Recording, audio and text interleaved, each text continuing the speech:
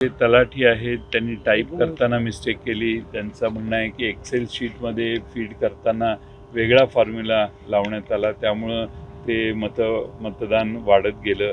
पण सगळीकडे वाढलेलं नाही, एके ठिकाणी कमी झालेलं आहे. त्यामुळं ते म्हणतायत ते आर्ग्युमेंट किती आम्ही स्वीकारायचं याला मला वाटतं आम्हाला मर्यादा आहेत.